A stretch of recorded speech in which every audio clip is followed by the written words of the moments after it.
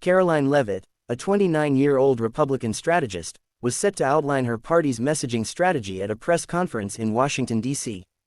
The room was packed with reporters, cameras, and political aides. Caroline, known for her sharp tongue, arrived early, wearing a navy blazer and a tired expression. She stepped to the podium, flanked by 3 aides, and began her presentation. The atmosphere was routine, but something shifted when she noticed Elise Burnham, a reporter from Austin, Texas, seemingly distracted by one of Caroline's aides, Drew. Elise, known for her tough questions and left-leaning perspective, wasn't her usual self. She leaned toward Drew, exchanging subtle smiles. Caroline noticed and tried to continue, but her voice wavered. The room sensed tension as cameras zoomed in. Caroline cleared her throat, attempting to refocus, but her tone had lost its edge. Elise tucked her hair behind her ear, smiling at Drew again.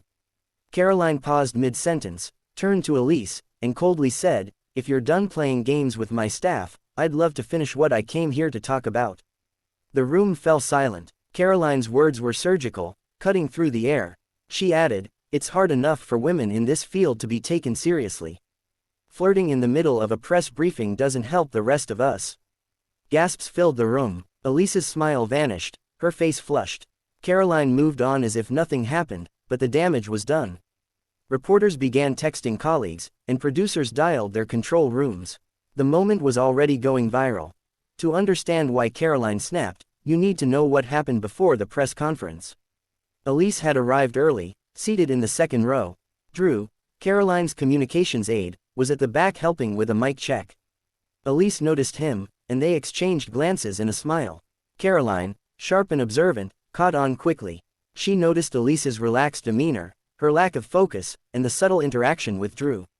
It wasn't jealousy but the timing and disrespect that got under her skin. Caroline had worked hard to be taken seriously in a male-dominated field. She'd faced dismissive attitudes, interruptions, and assumptions about her role. Now, in front of the press, a fellow woman was undermining the seriousness of the moment. It felt like sabotage disguised as casual banter. Caroline's mind raced as she stood at the podium. She chose to call it out, not to humiliate but to demand respect for the space, the moment, and the women who had to fight for their place at the podium. The room was stunned. Elise shifted in her seat, her face pale. Drew looked like he wanted to disappear. Caroline's words echoed, and the atmosphere shifted from policy discussion to drama about pride and power. Reporters whispered, and cameras clicked rapidly. Caroline finished her presentation, but no one was listening. The damage was done, and the story was already spreading. Outside the room, phones buzzed, and the clip began circulating on social media. Elise, a seasoned reporter with a master's in journalism, wasn't a rookie. She knew how to read a room and use charm when needed. But this time, her actions had unintended consequences. Caroline's reaction wasn't just about Elise, it was about every woman who had to prove herself in a male-dominated field. The irony wasn't lost on Caroline that a fellow woman had crossed a boundary in a room full of cameras. Back in her office, Caroline sat with her team, watching the firestorm grow. Her media advisor, Roberta, suggested issuing a statement. Caroline refused to apologize, standing by her words. Meanwhile, Elise was in her office, scrolling through comments and interview requests. She tweeted, "I have no regrets about doing my job today. The same can't be said for others." The tweet sparked more debate, with some praising her confidence and others accusing her of gaslighting. The clip went viral, dissected by pundits, late-night hosts, and morning radio shows. Everyone had a take, but the real tension was behind closed doors. Caroline and Elise were both grappling with the fallout. Caroline's team drafted a measured statement. "I believe professionalism matters in every setting, especially when the world is watching. I said what I felt in the moment, and I stand by it." The statement fueled more headlines and debates. 2 weeks later, the story was still alive but evolving. Podcasts analyzed gender dynamics, and college classes used the incident as a discussion prompt. Caroline and Elise became reluctant symbols of a larger conversation about professionalism, gender, and power. Neither woman spoke publicly about the incident again, but their silence spoke volumes. The world kept debating, but both women were focused on moving forward. Caroline sat alone on a bench in Lafayette Park, unrecognizable in a hoodie and baseball cap. Drew joined her, handing her a fresh cup of coffee. They sat in silence, watching the pigeons. Drew asked if she still thought she did the right thing. Caroline replied, "I think I said something I meant. I just don't know if I said it the right way." Drew nodded, expressing his frustration at how the moment had turned into a spectacle.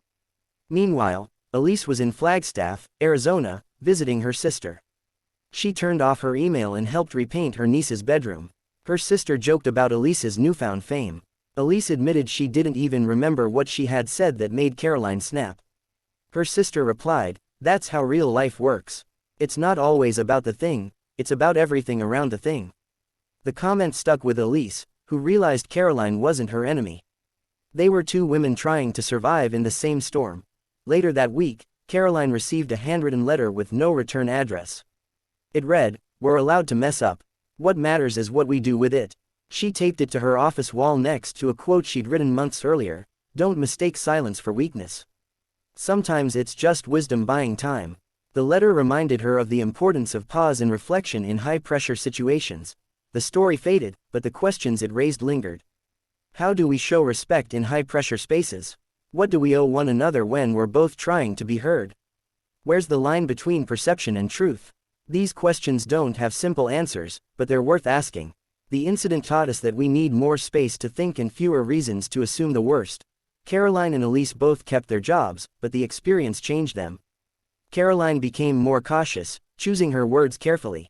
Elise learned to guard her actions more closely, aware of how quickly they could be misinterpreted. The incident became a case study in professionalism, gender dynamics, and the power of perception. It reminded everyone that in high-pressure environments, every action and reaction is amplified. The clip continued to circulate, but its meaning evolved.